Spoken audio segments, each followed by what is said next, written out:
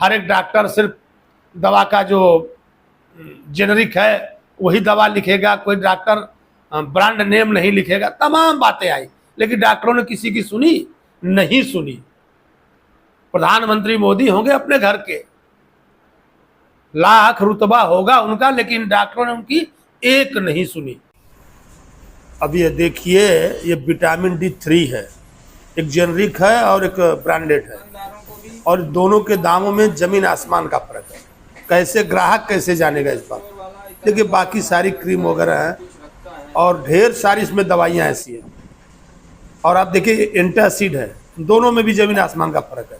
ताकि ग्राहक को कैसे मालूम पड़ेगा कि वह किस दाम वाले। अब खास जो प्रोटीन देख रहे हैं आप, प्रोटीन, इस प्रोटीन में तो जो ब्रांडेड है और जो जेनरिक, उसमें बहुत बड़ा अंतर है दामों में। लेकिन स्टोर वाला तो वही बेचेगा जिसमें उसकी कमाई है। तो आखिर लास्ट में चल करके ठगा जाता है सिर्फ और सिर्फ ग्राहक। इसके आप देखिए पूरा हमने आपको बिल डाल दिया उसमें दवाओं से। देखिए एलर्जी में कुछ दवाएं हैं, हमने आपसे बताया था कि कुछ ऐसी जेनरिक दवाएं हैं। देखिए MRP दोनों पर सेम है। जो ब्रांडेड दवा है उस पर भी करीब करीब 20-21 रुपये उसका MRP लिखा हुआ है, और जो जेनरिक दवा उस पर भी 21 रुपये MRP लिखा हुआ है। और जो जेनरिक दवा आ रही 3 रुपये में, एलर्जी की दवा है। दवाएं हैं, इनके जो उचित मूल्य हैं उस पर जो MRP है वो सही तरीके से लिखी जाए, उसमें कोई बार्गेनिंग का चांस न हो और ग्राहक को ठगे जाने का कोई डर न हो। जो मेडिकल स्टोर वाले हैं उनका भी उचित मुनाफा हो, होलसेलर का भी उचित मुनाफा हो, और जो बना रहे हैं उनका भी एक मुनाफा हो, उचित मुनाफा हो। और ऐसा ना हो कि जो पब्लिक है ये लूटी जाए। नमस्कार, मैं संजय पांडे और आप देख रहे हैं समाज की बात। कल हमने एक दवाओं के ऊपर वीडियो बनाया था और आपको बताया था कि किस प्रकार से ये दवा की कंपनियां लोगों को लूट रही हैं। और साथ में हमने ये भी कहा था कि ज़्यादातर लोगों का ऐसे विषयों से कुछ लेना देना नहीं है इस देश में। हमने खास तौर पर इस बात पर जोर दिया था कि लोगों का इससे कोई लेना देना नहीं। और हमने देखा भी उस वीडियो की तरफ किसी का ध्यान नहीं था। और लेकिन हमने ये भी कहा था कि जगाना मेरा काम है, मैं जगाते रहूँगा। कि सरकार कैसे राजनीति की बात होते, पक्ष हो विपक्ष हो, किसी का भी ध्यान नहीं है। हमने कल भी कहा था, आज भी कह रहा हूं और कल भी कहूँगा, लोगों को कोई भी सरोकार इससे नहीं है कि उनकी जेब ढीली हो रही है, वो लूटे जा रहे हैं। कतई उनको इस बात से कोई लेना देना नहीं। लेकिन मैं बताता रहूँगा क्योंकि बताना मेरा काम है। मैं शुरू करता हूँ डॉक्टरों से और इसके बाद फिर आऊँगा दवाओं पे। तो आप देखे होंगे कि गांव से लेकर के शहरों तक कुछ ऐसे डॉक्टर हैं जो अपनी डिस्पेंसरी में खुद की दवा रखते हैं। ज़्यादातर आप देखेंगे कि वो दवा बाहर से ना लिख करके, मेडिकल से ना लिख करके अपने यहाँ से दवा देते हैं। और कुछ ऐसे डॉक्टर हैं कि जिनकी जो क्लिनिक कह लीजिए या उनका छोटा मोटा हॉस्पिटल कह लीजिए, उसके अंदर ही मेडिकल स्टोर भी है।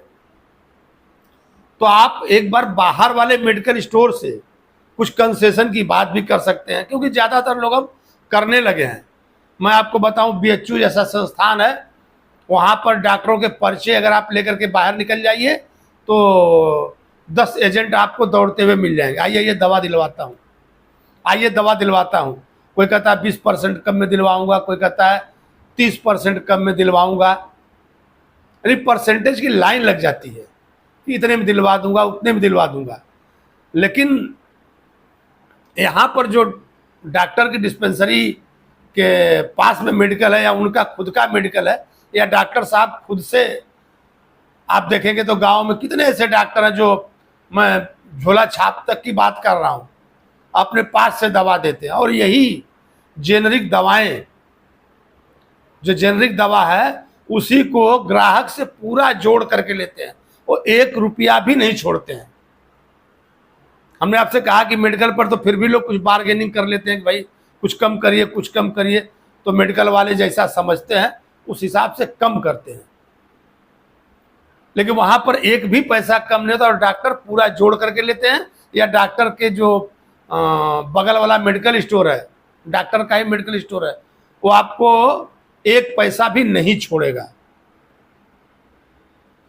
कल बात हुई थी कि कैसे जो दैनिक भास्कर के संवाददाता थे उन्होंने जाकर के कहा था कि अब डॉक्टर अपना ब्रांड खुद बनवा रहे हैं और खुद मार्केट में ला रहे हैं और अपने हिसाब से बेच रहे हैं जेनरिक दवाएं। और खास तौर पर जो ग्राहक है उसे तो हाथ में अगर आप पकड़ा देंगे तो कहेगा दवाई का पत्ता है। उसे ये नहीं मालूम है कि ये ब्रांडेड है या जेनरिक है या सेमी ब्रांडेड है, उसको कुछ भी नहीं मालूम है। उसको सिर्फ मालूम है दवाई का पत्ता है और उस पर लिखी हुई MRP। आपको मैं बताऊं कि जो जेनरिक दवाएं हैं, ब्रांडेड दवाओं पर तो मान लीजिए अगर जो मेडिकल स्टोर वाला है अगर उसका मुनाफा 20%, 25%, 10%, 15% जो भी है, लेकिन जेनरिक दवाओं में किसी किसी पर 80% मुनाफा है। और कोई तो ऐसी दवाएं हैं, एक पत्ता 8 रुपए का आता है और 30 रुपए में बिकता है, तो उसे अगर कोई गणित का जानकार जोड़ के बताएगा तो शायद वो परसेंटेज 200 के ऊपर चला जा रहा है, मुनाफे का परसेंटेज। और कमोबेश पूरे देश में करीब करीब यही हाल है, जहां तक हमने देखा है यही हाल है। लोग लुट रहे हैं, ध्यान किसी का नहीं है। जब बीमार पड़ते हैं, अच्छा सबसे बड़ी बात यह है कि डेली उनको लेना नहीं है, ये दवाएं उनके डेली यूज की है नहीं। कभी एक आध बार बीमार पड़ते हैं तो लेके चले आते हैं और भूल जाते हैं, जान दो जो हुआ सो हुआ, जो दिया सो दिया। लेकिन कितना बड़ा गोरख धंधा है। हमने आपसे कहा था कि प्रधानमंत्री भी कभी कभी थोड़ा सा आगे आते हैं मेडिकल फील्ड में, फिर पीछे भाग जाते हैं। शायद इतनी बड़ी लॉबी है मेडिकल लॉबी कि वो प्रधानमंत्री को भी कुछ समझती नहीं है। कई मैं आपको ऐसे उदाहरण गिना दूंगा कि जब सरकार ने बड़े जोर शोर से उछल करके कहा कि नहीं ये प्रधानमंत्री जन औषधि है, डॉक्टर लिखेंगे यहीं से दवा लेना है, हर एक डॉक्टर सिर्फ दवा का जो जेनरिक है वही दवा लिखेगा, कोई डॉक्टर ब्रांड नेम नहीं लिखेगा, तमाम बातें आई। लेकिन डॉक्टरों ने किसी की सुनी नहीं सुनी। प्रधानमंत्री मोदी होंगे अपने घर के, लाख रुतबा होगा उनका, लेकिन डॉक्टरों ने उनकी एक नहीं सुनी। और मैं ये चैलेंज के साथ कहता हूं, और आपने देखा होगा कि वो तो दवाओं से हटके थोड़ा मेडिकल फील्ड में बात चली जाएगी। उन्होंने वो लोग ये सरकार एक ब्रिज कोर्स लेके आ रही थी कि नहीं, जो आयुर्वेद वाले हैं उनको कुछ दिन का कोर्स करवा करके, एलोपैथी का कोर्स करवा के उनको डॉक्टर बना करके जो डॉक्टरों की कमी है उसको पूरा किया जाएगा। और अब मैं आपको दिखा रहा हूं उन दवाओं को, तो देखिए कि कैसे दवाएं हैं, जेनरिक दवाओं के क्या दाम है और स्टैंडर्ड दवाओं के क्या दाम है और जनता कैसे ठगी जाती है। कफ सिरप है, इसको भी मैं आपको दिखा दूंगा, इसका वीडियो आपको बाकायदे दिखा दूंगा कि कफ सिरप जो जेनरिक है वो कितने में आ रहा है, जो ब्रांडेड है वो कितने में आ रहा है। और बताया आपको कम से कम मिनिमम 70 से 80%। पूरा विषय तो समझाना कठिन है। देखिए एक एडमस्ट करके सिरप है, कफ सिरप है और उसकी MRP है 90 रुपया और उसका रेट है 41 रुपया। ओमिसिएट कैप्सूल करके आ रहा है, 64 रुपये MRP है और 14 रुपया 85 पैसे इसका रेट है।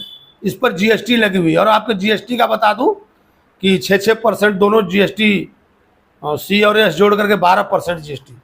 और कुछ दवाओं पे जो लग्जरी आइटम है उस पर 18% GST है, जैसे विटामिन वगैरह हुए, तो कुछ एक पर 18% है।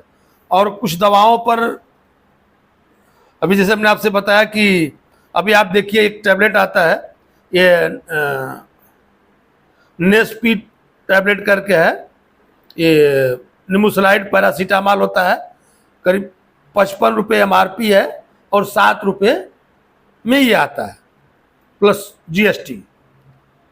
तमाम ऐसी दवाएं हैं, आप चले जाएंगे उत्तर भारत में तमाम दवाओं की कंपनियां चल रही हैं। और जैसे अभी हमने कहा था कि मेडिकल वालों के लिए तो बंदिशें हैं, उनको सब कुछ रिकॉर्ड रखना है, सब दिखाना है, करना है। और जो खुद अपने पास डॉक्टर दवा वगैरह रख करके दे रहे हैं, कुछ बताया हमने शुरू में डॉक्टर कैसे दवा रख करके दे रहे हैं, जबकि उनको दवा कुछ ज़रूरी दवाएं इमरजेंसी के लिए रख सकते हैं, बाकी दवा रखने का डॉक्टरों के पास कोई अधिकार नहीं है, लेकिन फिर भी रखते हैं और देते हैं और कमाते हैं। मैं आपको बताऊं कि अभी आप हाल में आपने देखा होगा कि 49 दवाएं जो जांच हुई थी, जो उसकी गुणवत्ता की जांच हुई थी, उसमें 49 दवाएं फेल हुई थी, जबकि उसमें कई ऐसी दवाएं थी, कोई शुगर की दवा थी, कोई ब्लड प्रेशर की दवा थी, कोई विटामिन D3 वगैरह थी, कई ऐसी पैरासीटामॉल जैसी भी दवाएं उसके अंदर थी, जो कि उनका सैंपल फेल हुआ था। जैसे अभी लेकिन पैमाना क्या है, आप अमेरिका वगैरह में देखेंगे तो वहाँ की जो एजेंसियां हैं जिसके ऊपर ये जिसको ये पावर दिया गया कि आप देखो भारत में जैसे CDSCO करके है, ये गुणवत्ता की जांच करती है कि आखिर जो दवा है उसकी गुणवत्ता सही है कि नहीं, या इसकी पैकेजिंग सही है कि नहीं, कितने दिनों की है, क्या है, उसके बारे में वो देखते हैं। लेकिन मान लीजिए उन्होंने कुछ सैंपलिंग जो आई उसको देखा, पास किया, फिर उसके बाद कंपनियों ने और दूसरा निर्माण किया। हमारे देश में सबसे बड़ी बात क्या है कि कुछ लोग अपने बचाव का रास्ता ढूंढे रहते हैं, जो भी है लोग बचाव का रास्ता ढूंढ के रखते हैं। जैसे इन्हीं दवाओं में हमने आपसे कहा कि कुछ ऐसी दवाएं हैं, कुछ जीवन रक्षक दवाएं ऐसी हैं जिसको आप देखेंगे तो DPCO करके जो ड्रग्स के अधिकारी होते हैं, उनकी ये ड्यूटी बनती है, वो देखते रहते हैं कौन सी दवा ज़्यादा बिक रही है, किस पे कंट्रोल करके रखना, तो उसका रेट जो है कंट्रोल रहता है। और NPPA करके जो संस्था है वो निगरानी करती है कि नहीं ये जो दवाएं हैं उनका मूल्य कैसे हो। लेकिन खास तौर पर जो दवा की कंपनियां हैं, उनके हाथ में है उनके मूल्य का निर्धारण करना, और वो अपने दवाओं के मूल्य को निर्धारित करती है। तो हमने आपसे बताया, आपने देखा होगा कि किस तरह से इतना बड़ा मुनाफा कमा करके, और जो लोग हैं हमारे यहाँ बार बार वो एक ही बात कहना पड़ रहा है कि जो लोग हैं उनका ध्यान इस तरफ जाता नहीं है। ये जो जेनरिक दवाएं थी, स्टैंडर्ड दवाएं थी, कैसे आम ग्राहक इनके चक्कर में लूटा जा रहा है। तो क्या सरकार इसके ऊपर कोई नया कानून लेकर के आ रही है? कुछ लोग हमारे उसमें पोस्ट में कमेंट में कह रहे थे कि नहीं JP नड्डा को कोई कानून बनाना चाहिए, जो स्वास्थ्य मंत्री हैं या जो प्रधानमंत्री हैं उनको इस पर ध्यान देना चाहिए। तो क्या कुछ ऐसा किया जा सकता है कि ये जो दवाएं हैं इनके जो उचित मूल्य हैं उस पर जो MRP है वो सही तरीके से लिखी जाए, उसमें कोई बार्गेनिंग का चांस न हो और ग्राहक को ठगे जाने का कोई डर न हो। जो मेडिकल स्टोर वाले हैं उनका भी उचित मुनाफा हो, होलसेलर का भी उचित मुनाफा हो, और जो बना रहे हैं उनका भी एक मुनाफा हो, उचित मुनाफा हो। और ऐसा ना हो कि जो पब्लिक है ये लूटी जाए। तो मैं आपसे आग्रह करूंगा कि इस वीडियो को अगर हो सके तो आप लोग ज़्यादा से ज़्यादा शेयर करें, आगे बढ़ाएं, और हमारे चैनल को भी सब्सक्राइब करें, और वीडियो को लाइक करके और इसको फॉरवर्ड करें, ज़्यादा से ज़्यादा इसको आगे बढ़ाएं, ताकि लोग दवाओं में हो रहे इस गोलमाल को देखें, परखें, जब दवा लेने जाएं तो उसके बारे में सोचें और जानें। फिर मैं अपने अगले वीडियो में मिलूंगा, तब तक के लिए धन्यवाद।